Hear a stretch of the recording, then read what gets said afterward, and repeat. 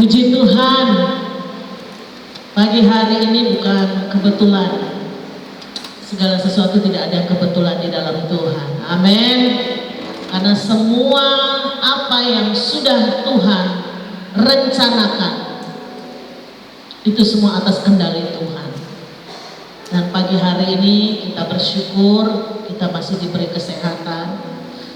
Terima kasih buat Ibu Gembala yang memberikan saya tugas pada minggu ini. Walaupun tadinya saya udah nawar minggu depan aja nih sebenarnya, karena saya tahu minggu ini saya padat sekali ya. Apalagi hari Rabu kemarin kita sama-sama merayakan kemerdekaan Republik Indonesia yang ke-77. Ya, tanpa diduga, tanpa disangka saya diajak ikut tanding bulu tangkis. Secara manusia saya nggak siap, nggak pernah latihan, nggak tahu tekniknya seperti apa, tapi karena ini ajakan dari pemuda, ayolah kita memeriahkan HUT RI dengan berolahraga, ya, karena keringat itu sehat ya, amin Bapak Ibu Saudara. Akhirnya setelah menang satu kali, begitu tanding yang kedua kalah total. Memang sih dalam hati ya semoga saya kalah, karena apa? Kalau menang tanding lagi saudara, bisa 3-4 kali tandingnya. Sementara fisik saya udah capek banget gitu ya, karena kemarin juga Sabtu saya bersama teman-teman di Kawanwa mengadakan upacara bendera di Rumah Radang. Puji Tuhan Bapak Ibu Saudara, bersyukur hari ini berkenaan dengan kemerdekaan Indonesia, kita juga diberi kemerdekaan dari Tuhan Yesus dengan karya salibnya. Dia menyediakan kemerdekaan, ya, kelepasan buat setiap kita anak-anak Tuhan. Pagi hari ini saya mau membawa satu judul firman Tuhan, kekuatan tanpa batas. Apa saudara? Boleh lebih keras lagi suaranya? Iya. Kalau saya minta saudara untuk mengulangi apa yang saya sebutkan dari kalimat itu, bukan untuk saya dengar semata-mata, bukan karena saya harus dengar, untuk Tuhan yang dengar, tapi lebih kepada saudara sendiri. Karena ketika saudara memperkatakan itu dengan yakin, dengan iman, kekuatan tanpa batas, itu juga menguatkan hati saudara. Lebih dulu kepada saudara, baru kepada orang lain. Ya, pagi hari ini firman Tuhan sama-sama kita mau buka di dalam Roma pasal 5 ayat yang kedua. Roma pasal 5 ayat yang kedua.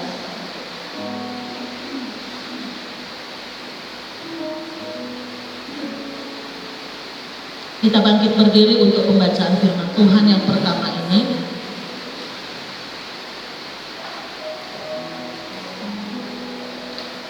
Baik, kita akan berdiri dan bacakan sama-sama ayat ini. Roma pasal 5 ayat yang kedua. Sama-sama di hitungan yang ketiga dengan suara yang lebih keras dari suara saya. Apalagi ini hujan saudara.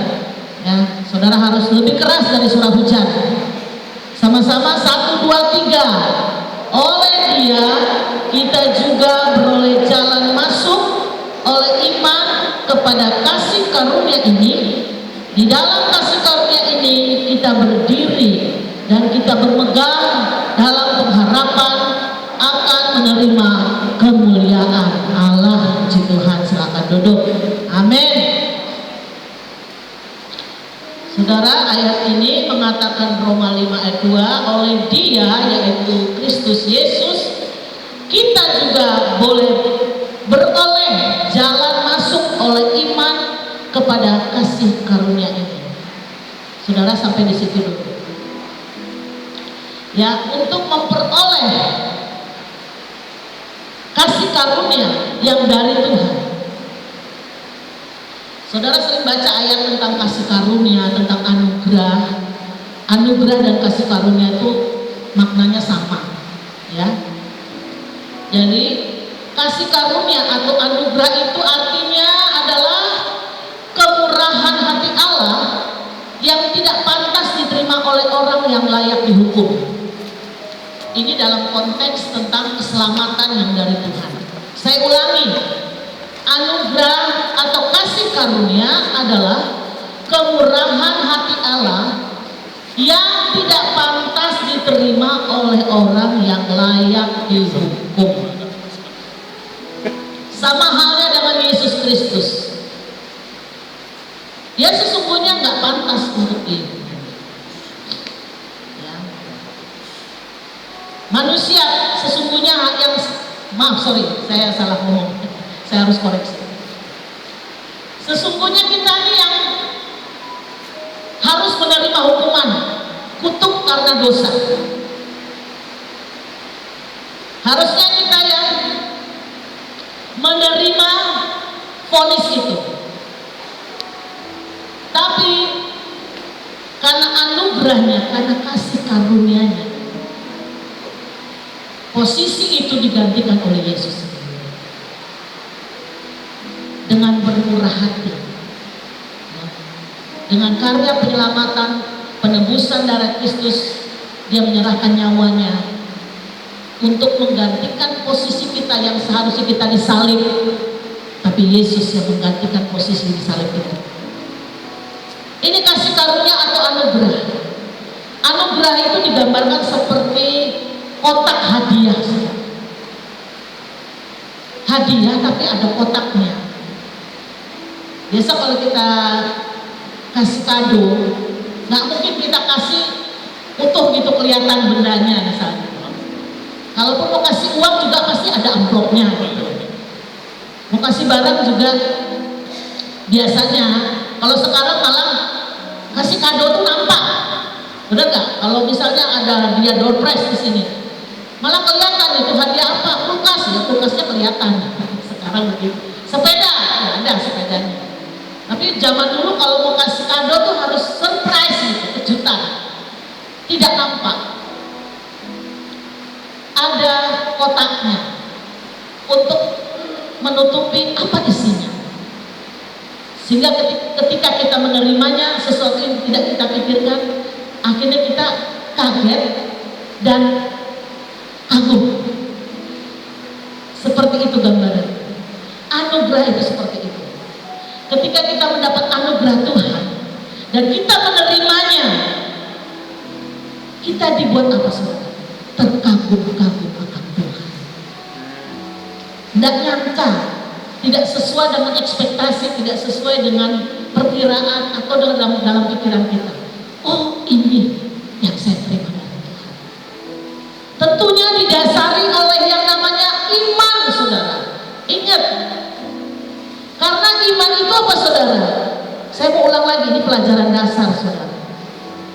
Saya cuma ngulang-ngulang aja ini ya. Ibrani 11 ayat 1, ada yang hafal ayat-ayat ini? Ibrani 11 ayat 1, ini pelajaran dasar, saudara. Saudara harus ngerti apa itu iman. Iman adalah dasar. Nah ingat loh, itu dasarnya loh, saudara. Pondasinya. Dari segala sesuatu yang kita harapkan. Kita mengharapkan apa? Mengharapkan segala sesuatu. Dasarnya apa? Iman. Ya. Ketika kita mengharapkan segala sesuatu itu, dasarnya adalah iman. Tapi tidak berhenti sampai di situ, dan ada lanjutannya, saudara. Bukti. Jadi ada buktinya, ada kenyataannya, ada hasilnya, saudara. Bukti dari segala sesuatu yang tidak kita lihat. Ya, perhatikan ayat ini ya. Ini dasarnya, saudara. Ini pondasi iman yang harus kuat dan kokoh, saudara. Kalau dasar iman saudara lemah, apa yang saudara harapkan tidak akan pernah terjadi.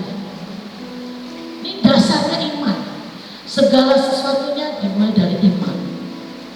Iman adalah dasar dari segala sesuatu yang kita harapkan.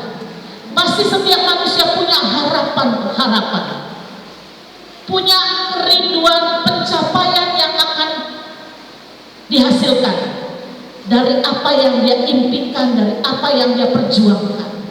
Ada harapannya. Karena memang Tuhan bilang pengharapan di dalam Tuhan tidak akan pernah mengecewakan. Amin. Kalau banyak janji-janji manusia memberikan harapan-harapan apa? Palsu, saudara. Kalau orang pacaran tuh ada istilah namanya PHP. Apa artinya anak muda ini tahu? Apa tuh PHP? Pemberi harapan palsu. Nah itu dia. Tuhan gak seperti itu, saudara. Manusia bisa menjanjikan apapun, memberikan harapan. Nanti kalau kamu gabung dengan saya, kamu dapat keuntungan, kamu punya masa depan. Kalau kamu gabung di asuransi ini, ada jaminannya, ada keuntungannya, ada bonusnya. Wah, macam-macam, saudara. Tapi ketika Tuhan yang berjanji, ketika Tuhan yang berfirman, Dia pasti menggenapinya. Dia pasti akan mewujudkan janji itu bagi setiap kita. Amin. Nah, dari dasar iman inilah di Roma 3 ayat 24 tadi katakan, oleh Dia kita juga beroleh jalan masuk oleh iman. Pakai iman lagi, saudara, kepada kasih karunia ini. Karena di dalam kasih karunia ini kita berdiri dan kita bermegah dalam pengharapan akan menerima kemuliaan Allah. Haleluya, saudara. Pengharapan di dalam Tuhan itu yang kita butuhkan hari-hari ini, saudara. Karena kalau saudara ke rumah sakit, ada pasien, ya, Pak dokter, gimana selama ini kondisi pasien ketika diperiksa penyakitnya dan dokter sudah memvonis, kalimat yang mengerikan bagi setiap pasien, dibilang apa? Tidak ada harapan lagi. Nah itu. Kalau dokter sudah angkat tangan dan bilang tidak ada harapan lagi, saudara mau ngomong apa? Atau dibilangnya lagi yang lebih sadis lagi kalimatnya, umur saudara tinggal 2 minggu lagi.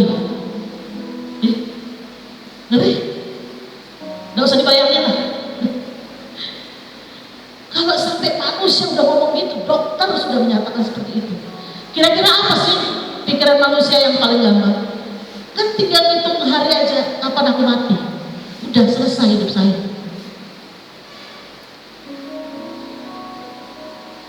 Manusia kalau sudah divonis itu, apalah artinya hidupnya? Saya pernah dengar kisah seorang kaya raya. Ketika dokter sudah memvonis waktunya, umurnya hanya sekian hari atau sekian minggu, dengan kekayaannya dia berusaha bayar semahal apapun. Pokoknya dokter lakukan yang terbaik. Saya mampu bayar seberapapun yang dokter butuhkan. Rumah sakit yang terbaik di mana, di negara mana, mungkin di Singapura kah, atau di Cina kah, siapa, pokoknya saya bayar, yang penting saya hidup, saya sehat, saya sembuh. Ternyata saudara, sudah habis semua hartanya, tetap aja saudara, kalau hidupnya sudah ditentukan hanya 1 minggu, sudah selesai, saudara. Pada dasarnya manusia itu rapuh, saudara. Manusia itu dengan kekuatan apapun tidak akan bisa menyelamatkan dirinya. Makanya Tuhan tawarkan keselamatan yang dari Tuhan buat kita. Ini loh keselamatan yang abadi, yang kekal, yang kau tidak peroleh di dunia ini, yaitu keselamatan di dalam Kristus Yesus Tuhan kita. Jaminan keselamatan yang dari Tuhan. Ketika apa? Ketika kita beriman, terima Yesus, percaya Yesus, jaminan yang luar biasa, saudara. Sehingga kita beroleh kasih karunia, saudara. Coba saya percaya kalau gereja ini dibuka ruang kesaksian, ya. Memang udah berapa tahun, memang kita karena mengingat waktu juga, sebenarnya rindu. Saya percaya banyak kesaksian-kesaksian dari Bapak Ibu Saudara. Saudara kalau menyaksikan bagaimana saudara dibentuk Tuhan, dituntun Tuhan, dari saudara mengenal Tuhan, proses terus pertumbuhan roh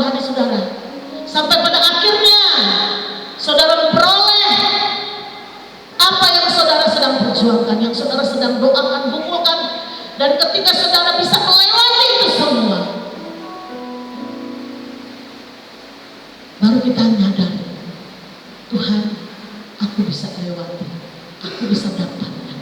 Itu karena kasih karunia Tuhan. Amin. Itu karena bonus yang Tuhan kasih buat saya. Kalau bicara keselamatan memang tidak perlu kekuatan apa-apa saudara. Itu bukan hasil pekerjaanmu, bukan hasil usahamu. Kalau bicara keselamatan, karena itu cuma-cuma yang dari Tuhan. Tapi di luar keselamatan, kalau ada hal yang sedang kita perjuangkan, saudara harus tetap usaha, saudara. Ya contohnya ada jemaat Tuhan yang sudah buka rumah makan, apa itu? Prasmanan. Apakah hanya dalam hitungan bim salah bim jadilah rumah makan? Tidak ada, saudara. Nanti satu kali saya mau buat video kesaksian, saya mau wawancara Sandi, coba saksikan bagaimana kamu bisa sukses membuka rumah makan ini. Itu baru lantai 1 loh saudara. Itu gedungnya ada 3 lantai. Jadi saudara doakan lantai kedua, lantai ketiga itu masih ada lagi targetnya saudara. Kalau mau cerita, jawabannya apa? Hanya karena kasih karunia Tuhan yang sana. Itu anugerah Tuhan. Itu di luar kemampuan kita saudara. Sadari saudara, ketika saudara baca Alkitab nih, saya tahu saudara harus tahu sumbernya kenapa. Ketika saudara baca Alkitab, kalimatnya sepertinya biasa aja kan. Waktu saudara baca pun rasanya tidak terjadi apa-apa kok, ya kan? Tapi ingat firman Tuhan, tulisan-tulisan, kalimat-kalimat yang tercatat di dalam Alkitab adalah ilham dari Roh Kudus. Amin. Ilhamnya dari Roh Kudus. Orang-orang kudus yang dipilih oleh Tuhan untuk menulis keajaiban Tuhan, luar biasanya Tuhan. Nah, ketika kita membacanya tanpa kita sadari, itu memberikan satu kekuatan ilahi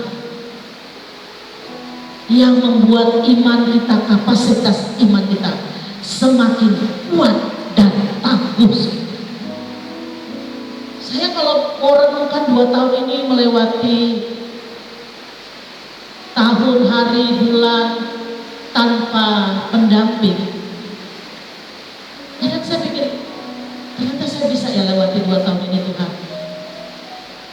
Melewatinya artinya begini saudara, setelah saya lewati saya masih bisa melayani gitu. Saya masih bisa memberkati orang lain, saya masih bisa membahagiakan orang lain. Bagi saya ini kasih karunia yang luar biasa yang dari Tuhan, dan saya dapat kekuatan ilahi ketika saya baca firman Tuhan. Dan firman itu menjadi hidup, menghidupi saya, menggerakkan saya, dan saya alami itu. Ketika ada berkat, saya ingat, oh iya, memang firman Tuhan sudah berkata seperti itu. Saudara, waktu saya hampir 1 bulan lebih, saya ke Surabaya, ke Malang, ke Manado. Saya tetap berjuang saudara, bukan lalu tiba-tiba, oh pokoknya kalau pergi nanti duitnya jatuh dari langit. Enggak saudara, harus nabung dulu saudara. Kurang lebih 2 tahun nabung dulu. Tujuan saya mau bertemu keluarga saya.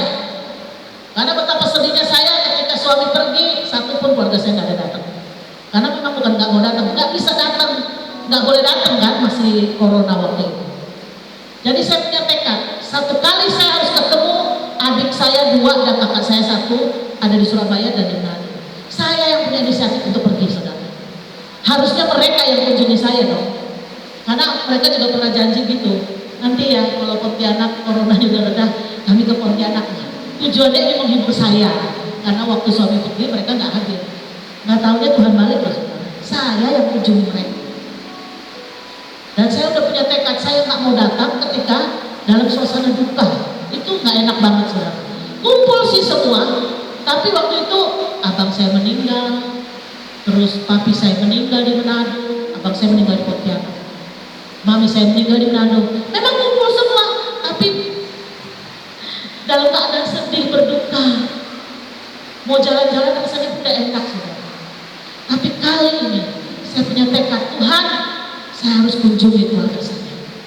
selagi saya sehat, mereka juga sehat, semuanya masih kuat, masih ada kemampuan, saya harus pergi, walaupun jauh, walaupun saya harus bayar mahal, saudara, dengan uang tiket. Saudara tahu, saudara kalau mau ke Manado pikir-pikir 2-3 kali, karena ongkos ke Manado lebih besar ongkos kalau saudara mau ke Singapura atau ke Thailand. Ke Thailand atau Singapura itu tiketnya lebih murah, cuma 1 juta, tapi kalau ke Manado bisa 2-3 kali lipat harganya. Tapi oleh karena kasih karunia, saya bisa sampai di Manado. Saya diberi kesempatan pelayanan. Dan sebelum saya ke Manado, saya nggak pernah calling si ini situ, enggak. Nanti di Manado baru saya, karena mau ketemu dengan Ibu Sumilat, ya, dengan Om Sumilat, dulu kepala sekolah Alkitab Anjungan, angkatan pertama, sampai berapa tahun mereka tinggal di sini di Anjungan. Karena posisinya juga nggak jauh dari rumah adik saya, cuma 10 menit di Karobasa.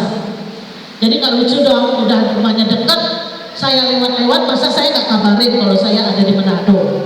Ya saya kabarin lah. Udah, Manado begitu saudara. Sekali saudara kabarin, ya minggu ya, khotbah, langsung. Itu masih enak saudara. Kadang saya pikir, saya mau coba diem-diem aja misalnya gitu. Tiba-tiba misalnya saya duduk di sini. Itu kalau gembalanya lihat saya atau kenal saya, udah dari mimbar, mari kita bersama-sama dengarkan firman Tuhan dari hamba Tuhan Pontianak. Itu nggak pakai janjian dulu, nggak pakai nanya-nanya, langsung ditembak situ. Itu Manado. Ya. Nah, itu seperti itu. Tapi saya bersyukur Tuhan, sampai ini saya bisa menikmati kasih karunia Tuhan, anugerah Tuhan. Saya tidak perlu usahakan bagaimana, tapi itulah jalan yang Tuhan tentukan bagi saya. Saya nikmati semua proses itu, walaupun saya harus bayar mahal, nggak apa-apa Tuhan. Saya bisa ada berkat lagi, yang penting saya ketemu adik saya, Modi, Rona, kakak saya Hester, di Surabaya, Manado, dalam keadaan sehat. Itu saudara. Jadi hari-hari ini kalau saudara ada pergumulan, ada kerinduan, mungkin belum bisa, bukan berarti Tuhan itu tidak dengar doa saudara, atau seperti menahan-nahan berkatnya buat saudara. Kita harus punya keyakinan teguh, dasar iman yang kuat, bahwa segala sesuatu yang kita harapkan itu akan terbukti dari semua yang tidak kita lihat. Jadi segala sesuatu yang terjadi di alam nyata itu dimulai dari alam roh yang tidak kelihatan. Nggak kelihatan saudara. Itulah dasar iman.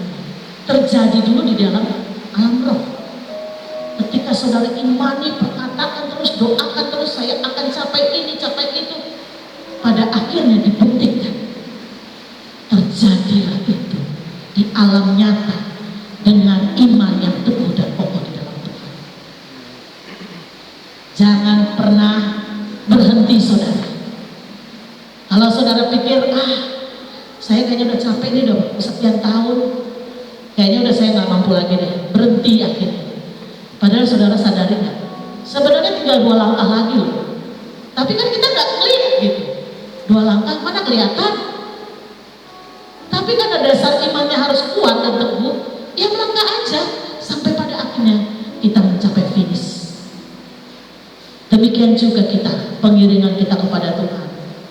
Saudara, jangan pernah berhenti baca firman Tuhan. Amin. Renungkan itu terus siang dan malam. Karena kekuatan firman ini diilhami oleh pekerjaan Roh Kudus. Yang waktu saudara baca, mungkin saudara nggak ngerti. Udah baca 1-2 pasal, nggak ngerti juga. Tapi saudara akan mengerti ketika saudara mengalami ujian, ketika saudara mengalami kesusahan. Itu firman bisa muncul sendiri mengingatkan. Siapa yang mengerjakannya? Roh Kudus yang mengerjakannya. Amin. Jadi jangan menyerah saudara, tetap setia berdoa. Firman Tuhan bilang, jangan jemu-jemu berdoa, jangan jemu-jemu berbuat baik, jangan bosan-bosan baca Alkitab. Ya, karena walaupun manusia yang menulisnya, tapi ilhamnya dari Roh Kudus. Dan kekuatan ilahi itu kita akan dapatkan kekuatan tanpa batas. Itulah kekuatan ilahi. Saya berdoa di tempat ini, jemaat Tuhan, mau dengan berita seburuk apapun hari-hari ini, tetap kuat di dalam Tuhan. Amin. Tetap berjuang bersama dengan Tuhan. Jangan sekali-kali kita mengandalkan kekuatan sendiri, karena pasti kita akan gagal, saudara. Pasti kita akan berhenti di tengah jalan, melangkah terus, saudara. Nah, ini juga ada kesaksian, saudara. Kalau tadi kesaksian pribadi, nah ini kesaksian pelayanan. Ketika kami guru-guru sekolah minggu, ya saya juga sebagai pengurus punya planning setahun itu acara kegiatan sekolah minggu, kalau nggak pasca Natal. Nah, ada satu kegiatan yang saya mau tambahin setiap tahun, tapi selang-seling. Tahun ini misalnya KKR sekolah minggu, nanti tahun depan retreat, seperti itu. Nah, karena waktu sebelum corona kami sudah adakan KKR, berarti jatahnya tahun ini retreat. Tapi masalahnya waktunya ini mepet sekali. Persiapan retreat itu biasanya 3 bulan. Waktu ngomong dengan salah satu guru, tante kita bikin Juli ya. Waduh, sorry, Juli tante full meninggalkan Pontianak, nggak ada di Pontianak selama bulan Juli sampai Agustus minggu pertama gitu. Waduh, jadi kapan ngadainnya? Akhir Juni aja katanya, karena anak-anak masih libur sekolah.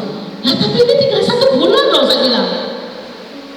Rasanya nggak mungkin 1 bulan persiapan retreat itu, nggak mungkin banget gitu. Saya udah pengalaman bikin retreat, camp lah, apa lah gitu, yang nginep-nginep kayak gitu tuh, persiapannya lama, saudara. Lamanya karena apa? Mau cari pesertanya ini loh. Jadi dikasih waktu 1 bulan itu bagi saya sesuatu yang mustahil. Tetapi ketika saya didukung oleh guru-guru yang punya semangat, bukan cuma semangat loh, saudara, tapi saya menemukan ada satu guru yang menjadi penggeraknya. Nah, ini kita butuh orang-orang yang menjadi penggeraknya, karena nggak semua pemimpin itu bisa menjadi penggerak. Nah, ini salah satu penggerak yang saya lihat. Maaf ya, bukan saya mau muji-muji terlalu lebay gitu, contohnya. Nah, ini contohnya tadi yang sebelah kiri saya paling ujung itu tuh. Saya gini, waktu hari Minggu udah ditawarin ya, hari Minggu lalu ya, San, Mbak bisa main bulu tangkis?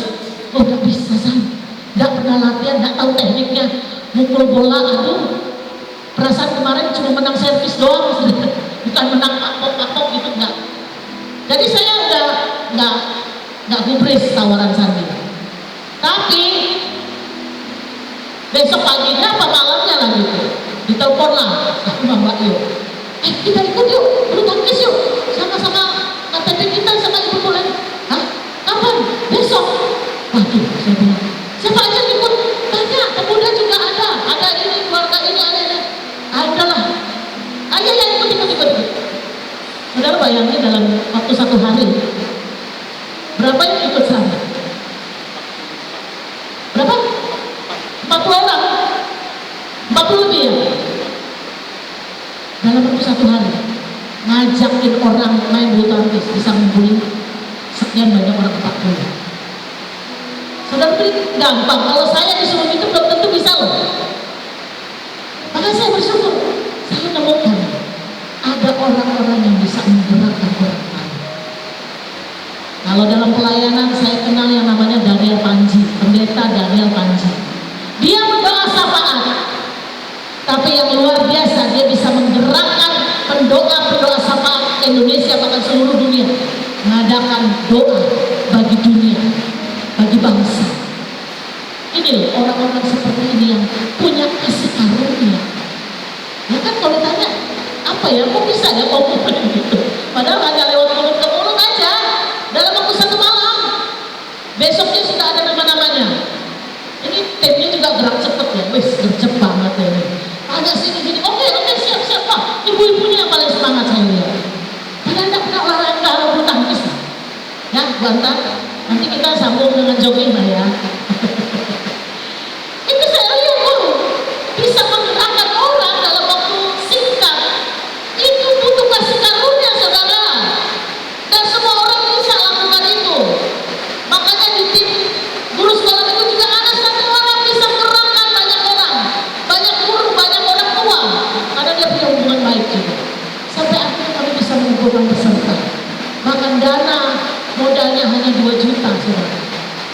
surplus 5 juta, saudara.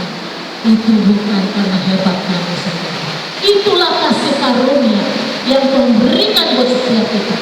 Namun harus kita bayar dengan perjuangan, dengan air mata, dengan keringat kita. Bisa menghasilkan jiwa-jiwa bagi kemuliaan Tuhan. Saudara, mari gunakan waktu-waktu ini terus berdalam firman. Saya senang kalau ada jemaat cerita. Misalnya saya mau ngajak, hari apa, yuk kita keluar yuk. Sorry mbak, saya hari Rabu malam ikutin pendalaman Alkitabnya Philip Mantopan. Ada ya? Saya dengar ada beberapa jemaat. Nanti ada juga jadwalnya. Ya memang karena keterbatasan mereka juga mungkin ke gereja atau gimana lah. Yang jelas mereka juga terus memperdalami firman. Dengan firman, dengan kesaksian, terus membangun imannya. Sampai iman itu disempurnakan oleh Tuhan. Saya suka seperti itu. Jadi jangan saudara hanya dengar firman hari Minggu ini aja saudara. Banyak waktu-waktu saudara, saya dengar siapa lagi, Ibu Manurung. Wah, kalau dia lagi setrika baju, yang dia dengar apa? Khotbah saudara. Puji-pujian, penyembahan. Nah itu yang saudara, yang Tuhan senang. Seperti lagu tadi, menjadi penyembah. Tuhan itu sedang cari saudara. Dia sedang mengamati jemaat Tuhan. Siapa yang mau menjadi penyembah-penyembah yang benar, yang menyembah di dalam roh dan kebenaran. Jadi banyak waktu, apalagi ibu-ibu yang mungkin sudah tidak disibukkan dengan urusan anak atau cucu. Ayo ambil waktu kita. Saya juga sekarang, anak saya tinggal 1 dan saya urus. Saya banyak waktu untuk merenungkan firman, mendengar firman, membaca firman, bahkan juga mendengarkan puji-pujian penyembahan kepada Tuhan. Jangan padamkan roh kita dengan kesibukan kita, tapi kembali kita datang kepada Tuhan untuk menikmati anugerah kasih karunia yang kita sudah terima dari Tuhan, sehingga kita boleh mencapai apa yang menjadi keinginan Tuhan, kerinduan Tuhan. Itu juga yang akan kita peroleh di dalam kita mengiringi kepada Tuhan. Saya berdoa di tempat ini, jemaat Gajah Mada, ya baik pria, wanita, sekolah minggu, pemuda, remaja, semuanya punya kerinduan besar untuk lebih mengenal Tuhan, untuk lebih menyembah Tuhan, untuk lebih lagi mengerti kehendak rencana Tuhan. Kapanpun waktunya tidak dibatasi, hanya dengan jadwal ibadah di gereja. Jadwal gereja sudah tambah lagi saudara. Doa semalaman, udah bagus saudara. Tapi bagaimana pribadi lepas pribadi, keluarga demi keluarga, untuk terus membangun iman kita kepada Tuhan. Puji Tuhan Bapak Ibu Saudara, saya tidak bisa perpanjang firman Tuhan. Kita bersyukur untuk semua yang Tuhan sudah berikan